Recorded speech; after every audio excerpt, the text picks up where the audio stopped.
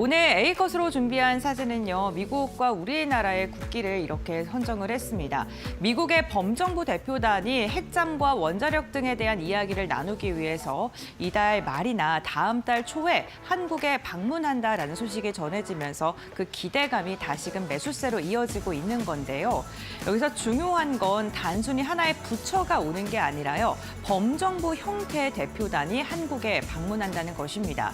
외교부에서는 관련된 브리핑 을 하면서 상견례 차원이 아니라 실질적인 논의를 준비한다라고 이야기를 하면서 이제는 단순히 이야기를 나누는 것을 넘어선 단계로 지나갔다라는 그러한 이야기도 나오고 있는데요. 지금 미국의 범정부 대표단은요, 국무부나 에너지부, 국방부와 같이 전반적인 나라의 일을 대표하는 부서들이 함께 합동적으로 올 예정이라고 하고요. 우리나라에 와서 핵 추진 잠수함이라던가 원자력 협력과 관련된 이야기, 조선이라던가 우라늄과 관련된 다양한 논의들을 할 것으로 예상이 되고 있습니다.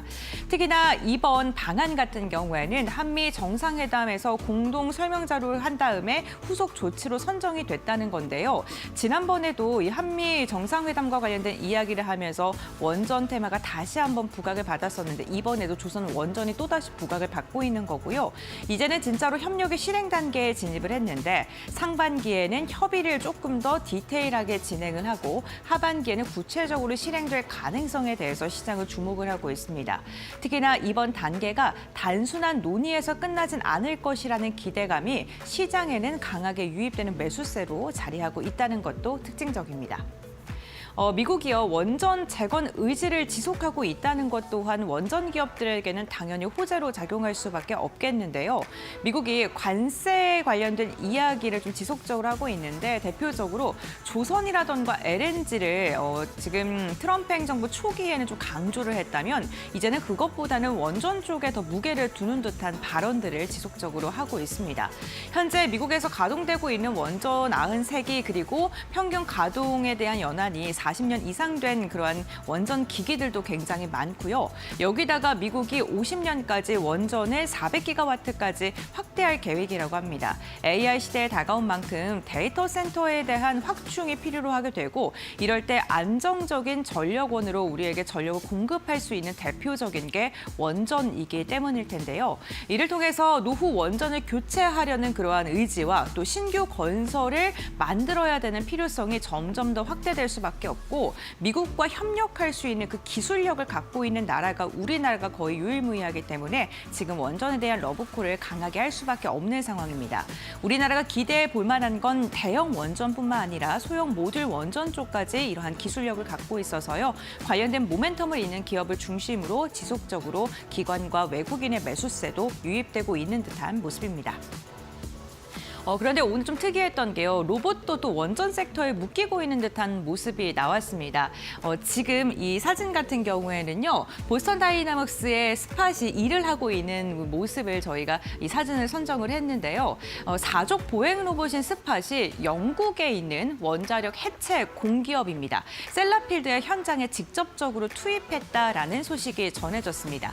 사실 지금 바로 투입이 된 건 아니고 21년에 시험 운행을 시작을 했고요. 24년에서 고위험 방사능 관련된 구역에 점검을 하는데 조금씩 활용이 됐었고요. 지난해 원격 시연에 성공했는데 이제 실질적으로 투입하는 단계까지 들어갔다는 게 굉장히 긍정적입니다. 특히나 원전, 그 원자력 관련돼서는요. 우리 인체에 굉장히 해로운 물질들이 많죠. 그렇기 때문에 로봇이 투입되게 됐을 때 산업의 편리성이라던가 안전성이 더 증대될 수밖에 없는데요. 스팟은요. 360도로 영상을 촬영을 해서 이 주변에 무슨 일이 있는지 실시간으로 데이터를 전송하기도 하고요. 3D 라이다 스캐닝이라던가 또 알파선 측정이라던가 방사선 오염 시료를 채취하는 등 인간이 갔었을 때 좀 위험할 수 있는 다양한 행위들을 로봇이 실제로 진행을 할 수 있다고 합니다. 그렇기 때문에 작업자들의 위험 노출이 감소할 수밖에 없고요. 여기에다가 점검 시간, 한 사람이 갔을 때 이 사람이 점검할 수 있는 그런 시간들이 딱 정해져 있었는데 점검 시간 자체도 증가할 수 있겠죠.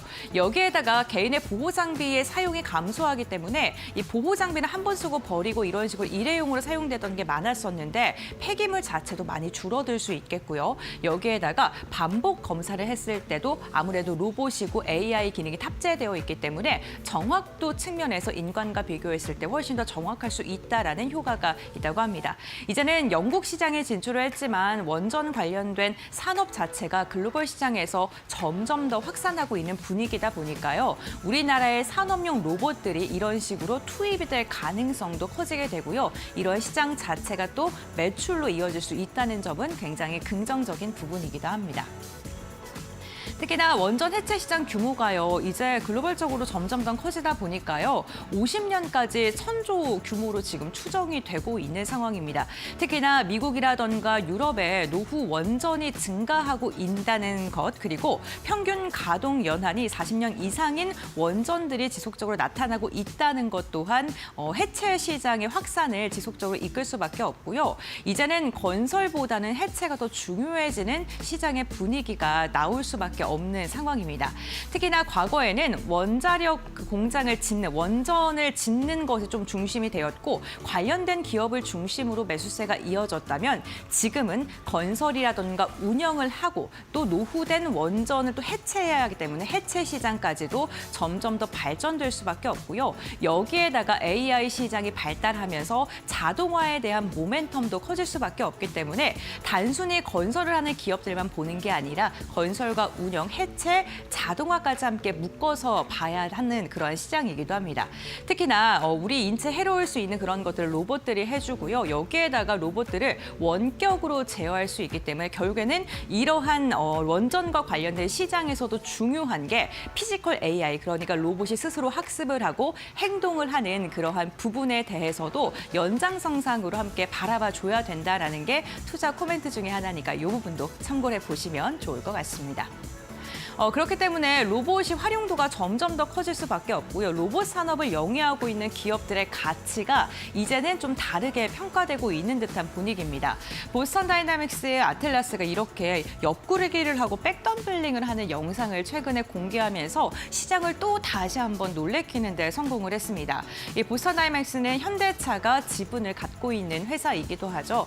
여기에다가 아틀라스 같은 경우에는요, 제로샷 학습에 성공을 했다고 하는데 요거는 가상 데이터로 학습을 했는데 실제로 구현을 했을 때 그 구현이 가능해지는 기술력을 말합니다. 이런 게 또 성공을 했다고도 하고요. 특히나 내년에 외부 고객을 확보를 하고 직접적으로 계약을 하고 투자에 대한 파이가 더 커질 수 있기 때문에 시장에서는 현대차가 피지컬 AI를 본격화하는 대표적인 종목 중에 하나다라고 지속적으로 바라보고 있고요. KB증권에서는 이렇게 리포트 제목을 달기도 했습니다. 테슬라보다 시총이 20분의 1에 불과하지만 로봇은 테슬라 그 이상이다. 특히나 여기 LG전자 같은 경우에도요. 지금 실적이 생각보다 조금 둔화된 것으로 확인됐고 여기서 좀 부족한 실적으로 인해서 오히려 주가가 출렁거릴 수 있다는 우려가 나왔는데 오늘 주가 추이를 보면 두 자릿대 강세가 나오고 있습니다. 오히려 시장에서는 로봇 관련된 산업의 기대감, AI 가전을 넘어서 자동화까지 이어질 수 있을 것이라는 이 기대감에 LG전자를 좀 새롭게 바라보고 있는 것 같고요. 현대차가 사람과 함께하는 로봇 중심이라면 LG전자는 산업 자동화 로봇의 축이 될 것이다라는 평가까지 받고 있습니다. 그러면서 이제 단순히 가전을 만드는 회사를 넘어서 이제는 로봇 시장을 주도하는 피지컬 AI 시대를 주도하는 회사라는 평가를 받으면서 기업의 가치가 더 레벨업돼야 된다라는 투자 의견도 많으니까요. 로봇 산업을 영위하고 있는 기업들을 조금 더 꼼꼼하게 볼 차례가 온 듯합니다.